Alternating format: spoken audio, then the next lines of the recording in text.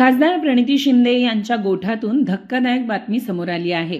सोलापूर शहर काँग्रेसचे कार्याध्यक्ष म्हणून ज्यांनी गेले काही दिवस आपला कार्यभार सुरू ठेवला होता ते सीए सुशील बंदपट्टे आता भाजपच्या गोठ्यात सामील झाले आहेत. बंदपट्टे यांचा जवळपास प्रवेश निश्चित झाला असून चक्क भाजपच्या ज्येष्ठ पदाधिकाऱ्यांच्या छायेमध्ये त्यांनी प्रवेश सन्मान स्वीकारला आहे.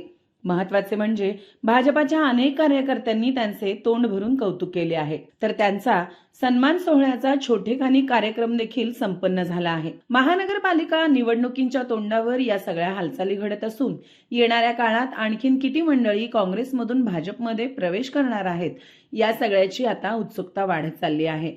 दरम्यान भाजपमध्ये प्रवेश करणाऱ्या सुशील बंदपट्टे यांचा भाजप कार्यकर्त्यांनी व पदाधिकाऱ्यांनी मोठ्या आनंदाने सत्कार सन्मान केला आणि पक्षात त्यांचे स्वागत केले आहे. आता प्रभाग क्रमांक 4 मध्ये आम्हाला एक चांगले नेतृत्व मिळेल अशी आशा देखील यावेळी पदाधिकाऱ्यांनी व्यक्त केली आहे.